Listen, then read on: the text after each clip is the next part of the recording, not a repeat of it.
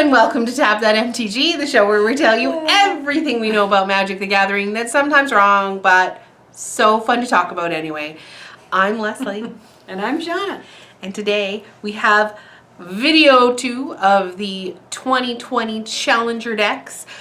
We are doing a little bit of a series giving you some information about the deck, what's in it, how to play it, where it came from, and if there's any tweaks. We have a few tweaks at the end. There's not many tweaks, but really these videos are meant for someone who wants to pick up this deck, wants to, you're a fairly new player, or you're wanting to take your game to just a little bit next level. So yeah, these decks, what are the Challenger decks, Shawna? A Challenger deck are these pre-made decks from Wizards that they're coming out in April, and they have a lot of, they've been combined from a lot of the tier 1 deck ideas that are out there right now, and the ones that are winning. So that is pretty cool. You get access to some of these cards that are pretty awesome. So if you buy this deck, does that mean you'll win? No deck is perfect, don't you know? But you'll win a lot more than, say, one of the other decks that, like the basic Planeswalker decks and stuff. You'll win a lot more. If you watch our video till the end and you'll learn how to play it. Because it is really important, I guess that's what I was getting at. Okay. You can't just play a deck and assume that you're going to win. There is timing, and that comes with practice, knowing when to play things. And that's what we're here for. Yeah. So let's dive right in. This one is Final Adventure. It is based around basically playing things on an adventure. Like there's a few key cards in it. I would say Edgewall, Innkeeper, Lucky Charm are kind of the 2 key cards. If you get those out, then the rest of the adventures mean so much more. But what's an adventure card before we dive in? Yes. So adventures came from Throne of Eldraine. It was a new mechanic. So what the card has is it has on the left side of the bottom of the card, it has an instant or a sorcery. Leslie will post an example over picture there of one. So it has the instant or sorcery on the one side, and then it has the creature card on the right-hand side. If you play the creature without playing the instant and sorcery first, you don't get to play that instant and sorcery.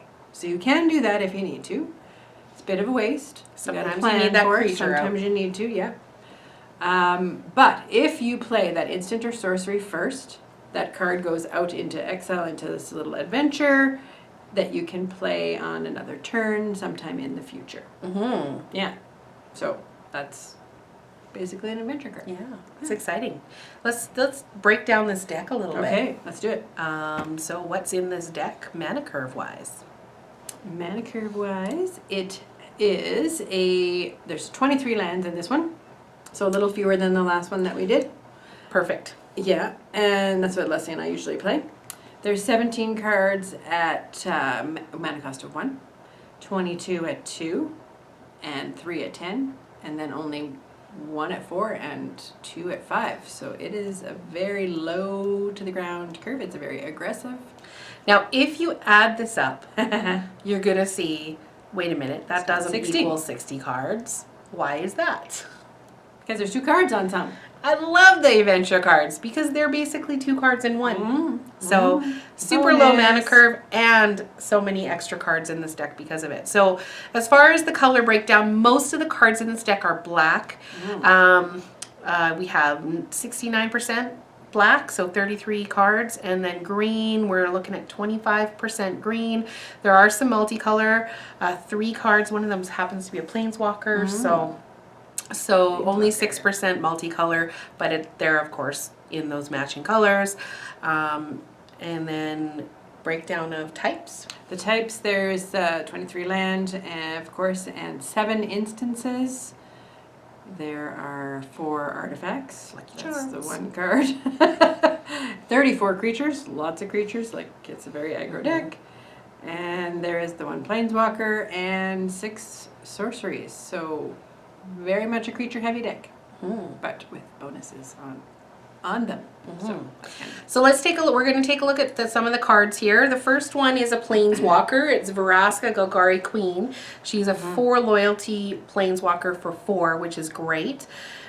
She allows you to sacrifice another permanent. If you do, you can gain 1 life and draw a card. We're not going to go through each of these cards like in deep detail, but basically that's the main thing you're going to be doing with this card. You're going to plus her. You're going to sacrifice probably a land because you're going to have extra land towards the end of the game. You can also use this to destroy a permanent with converted mana cost of 3 or less. So nice little removal. If you do get to her -9, it's a really nice little -9. So, very much so. But don't count on that. That's not how you win this game. So she's mainly for that. Yeah. Then we have the creatures, and my favorite little guy, the Edgewall Innkeeper. He is very key to this deck because he is a 1/1 for 1 green, and whenever you cast a creature spell that has an adventure on it, you get to draw a card. So it's a huge card draw engine with this deck in particular. There's 4 of those. There's 2 Blacklands Paragons. He's Flash. That's the one thing I'll note. Great little card because this one, as if you've watched any of our other videos, instants and flash cards should be played not on your turn or in combat. There should be some trick. This one happens to give something lifelink and death touch until the end of turn. So you're probably going to be using this as removal. You may decide that you're going to flash it in to block or while something is blocking, or you're going to flash it in on the end of their turn so you can use it the next turn. So just keep it in case you need it. The Knight of Ebon Legion, there's 2 of them. He is a Vampire Knight, and it is the one that you can pay 2 and a black to make it have +3/+3 and give it death touch until end of turn. And when it does, when a person has lost 4 life, then it gets a counter on it. So it is a very, very aggressive knight. It's for 1 black, and it's a 1/2. Gets bigger. Very aggressive. Yeah. So here we get into some of the adventure cards, and these are some of the key cards that you're going to be playing in this deck, which is why it's called Final Adventure. Lovestruck Beast is meant to be super aggressive. You get a little 1/1 as your first. You can't you can't attack with this guy unless you do the adventure. So it is really important that you do the adventure. However, your edge wall allows you to have a little 1/1, and then later on we'll see the Falmar Knight is a little 1/1. So all is not lost if they kill your little 1/1. If you're lucky, you'll have a charm on the battlefield, which we'll talk about later. Yeah. So that's a little 5/5 that's suddenly changes the game. Yes, very much so. Midnight Reaper, this is another card draw engine for 2 and a black. And whenever you have a non-token creature die, then it deals 1 damage to you, but you get to draw a card. So it's also a 3/2. So it's a nice card to have out there, even if he dies himself. That's just a great way to get a card. And it's a knight. And it's a knight. And knights are going to be important, and we'll explain why in a minute. Murderous Rider, also a knight, a zombie knight. The main reason you're going to be using this card in your deck is for the removal.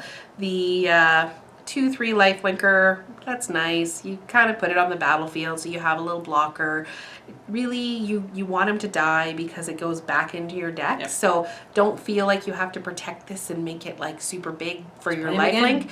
Your life is a resource. Just let him die and play him again so that you can get that Murderous Rider again. There's only 2 of those in this deck, but you may want to add more tweak-wise. Another really, really handy knight, as well as an adventure card, so it adds up to both of those things, is the Falmar Knight, and its Profane Insight instant lets you draw a card and you lose a life. But again, it's that card draw engine, and it's also a 1/1 that can count for your beast.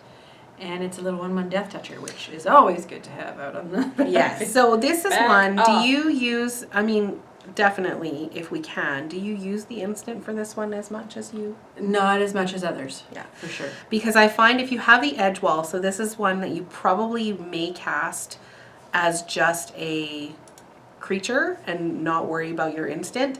You don't want to discard cards because you wanted to use that adventure. So just keep track of how many cards are in your hand. If you have edge wall out, you're probably going to be drawing a lot of cards anyway, and I found I usually have a mint full, so.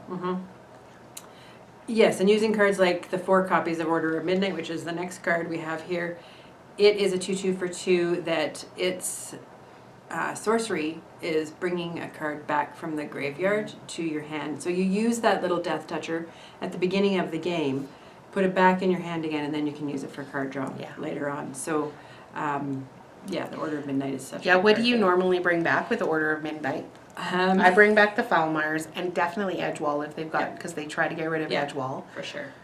Anything else that you're like? Sometimes the beast, if the beast happened to die, if you had to block a questing beast or something like that. So use that big guy to get rid of some of their big guys and then bring them back.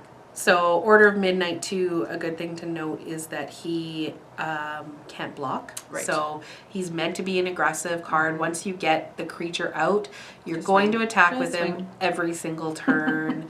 I mean, if they have flyers that can block, there's no sense in wasting your guys, so don't do that.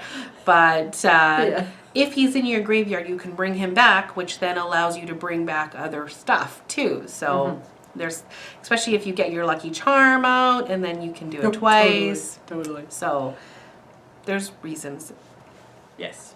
Do you want to do this one? Sure, we this talked one. about knights. Smitten Swordmaster is the one that we were talking about. So there are quite a few knights. I think I think almost all of those little creatures are knights. The Love Struck isn't a knight, but That's Murderous Rider is a knight. about it. Falmar is a knight. The Edgewall Innkeeper isn't, but Nice little life gain, but the best thing about this is you gain life and your opponent loses X life, where X is the number of knights. So it is important to think about timing when you play this card. Don't just decide, I'm going to play it right at the beginning of the game because I have 1 mana, because you will gain no life and they will lose no life, and that will be a waste. So you do want to hold that one in your hand for a little bit until you get some other knights out there. I would say once you get at least 2 or 3, then it might be starting to get worth it. yes, Better- and you want to have the lucky thing Yes. as well. Yeah, if you get the Lucky Charm. This can win you the game. Yeah. This card. So if you have 4 knights, even if you had 3 and you have the Lucky Charm, which again, we'll explain in a minute. We should have done that Sorry. first. But when you get the Lucky Charm out there, it does it twice. So that's 3 plus it. And then you can play it as a little life linker. And if you have another Smitten Swordmaster, because there's 4 in this deck, then he's a knight that triggers off of the others. So It's a good way to I win. find that is actually one of the key win conditions in this deck. So Yep. So another little sorcery that I really like from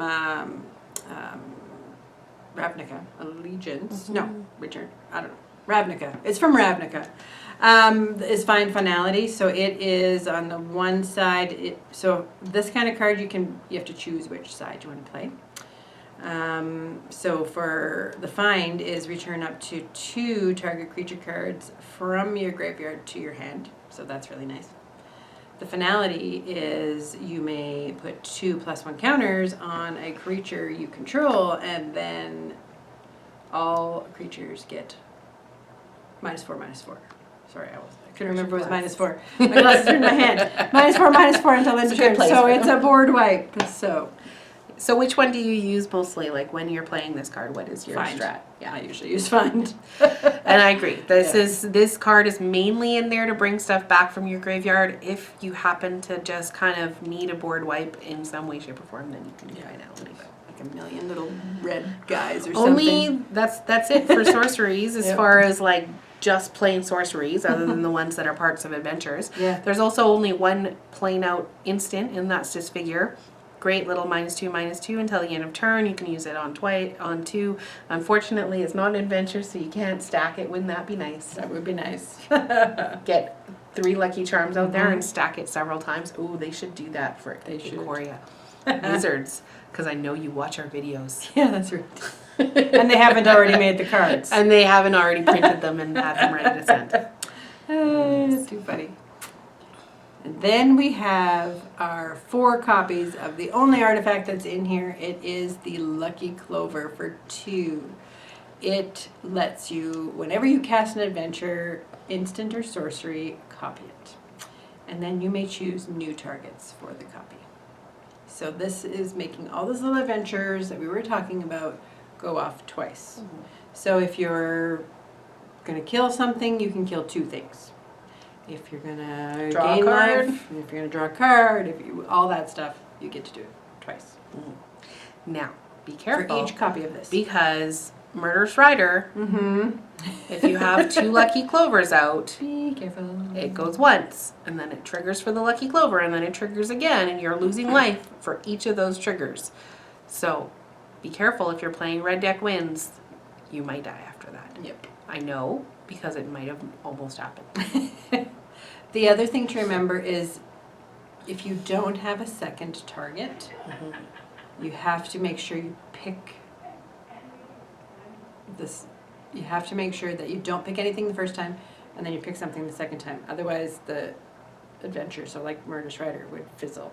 So you would lose that card. It would die. If it doesn't have a target, it goes to the graveyard. So you have to make sure you have enough targets for when you copy. Yeah. And that's Ideally, that's a before. really, really good point. Ideally, it's better to kind of make sure you have the targets. If you don't, then because things go on the stack, right? Yes. So you have, whatever goes on last happens first. So let's say you choose their questing beast with your first trigger, goes on the stack, and then you have nothing else to choose for your second trigger. So I don't believe you can choose questing beast again. No.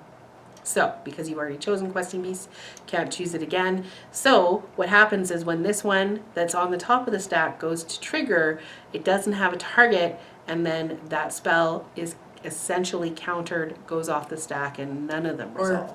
Hang on. No, you can choose it. You can choose it. So then it kills it. So then when you get to the second time, it's Right. not there anymore. Then it's fizzled. Right. Anyways, Anyway. you have to Yeah. make sure that you have a target. Otherwise, it's not going to work. Before. Make sure that if you have a target, if it says target, that you have a target.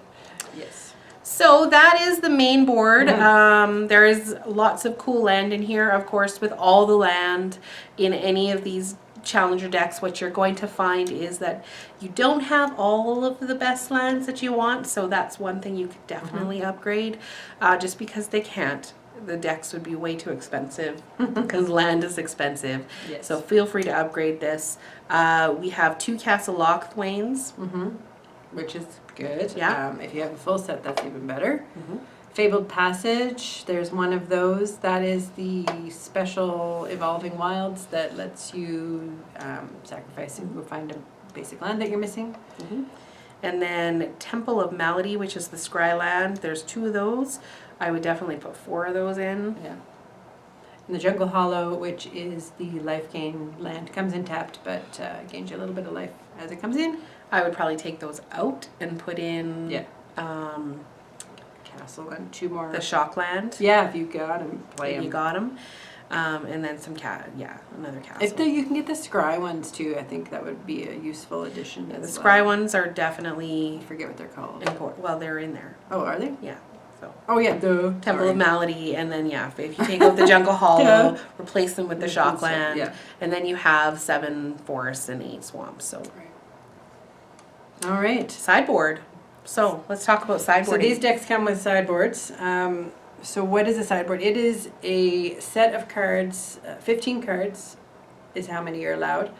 And once you play your first game and you figure out, okay, I need to have something different to play against this person, you would go to your sideboard and get those cards that will help you play in game 2 and game 3, if it happens with those cards. So These are your situational cards that you don't want in your main board because they're really meant for certain situations. And so Massacre Girl is the first one. Yeah. It's a 4/4, and when Very it comes out, each other creature gets -1/-1. But then, whenever a creature dies this turn, each creature other than Massacre Girl also gets -1/-1 until the end of turn.